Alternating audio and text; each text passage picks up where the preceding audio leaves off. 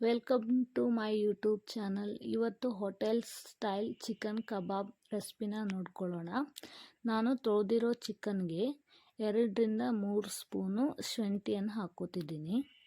ಮತ್ತು 2ರಿಂದ 3 ಸ್ಪೂನು ನಿಮಗೆ ಖಾರ ಎಷ್ಟು ಬೇಕೋ ಅಷ್ಟು ಖಾರದ ಪುಡಿನ ಹಾಕ್ಕೊಳ್ಳಿ. ಇದು ನಾನು ಮನೆಯಲ್ಲೇ ಮಾಡಿರೋ ಖಾರದ ಪುಡಿ. ಒಂದು ಸ್ವಲ್ಪ ಖಾರ ಜಾಸ್ತಿ ಇರೋದ್ರಿಂದ 2 ಸ್ಪೂನ್ ಹಾಕ್ಕೋತಿದ್ದೀನಿ. ಮತ್ತು ಅರ್ಧ ಸ್ಪೂನ್ ಅರಿಶಿನ. ಅದಾದಮೇಲೆ ಕಬಾಬ್ ಪೌಡರ್ ನಿಮ್ಗೆ ಯಾವುದು ಕಂಪ್ನಿದು ಬೇಕೋ ಅದನ್ನು ಕೂಡ ಹಾಕೋಬಹುದು. ಅದಾದಮೇಲೆ 2 ಸ್ಪೂನು ಕಾರ್ನ್ಫ್ಲವರ್ ಹಿಟ್ಟು ಹಾಕ್ತಿದ್ದೀನಿ. 2 ಸ್ಪೂನ್.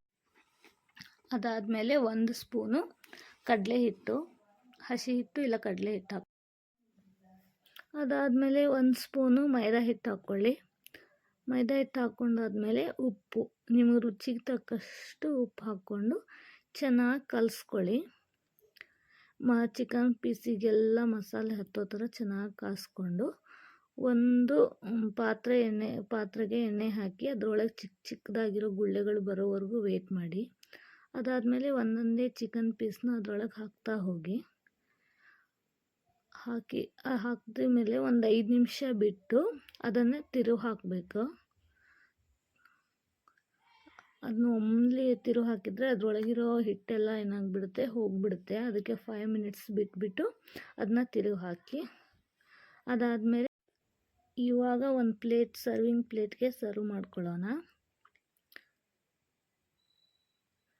ಇವಾಗ ಹೋಟೆಲ್ ಸ್ಟೈಲ್ ಚಿಕನ್ ಕಬಾಬ್ ಸವಿಯಲು ಸಿದ್ಧ ಆಗಿದೆ. ಇಷ್ಟ ಆದರೆ ಲೈಕ್ ಮಾಡಿ, ಶೇರ್ ಮಾಡಿ, ಸಬ್ಸ್ಕ್ರೈಬ್ ಮಾಡಿ.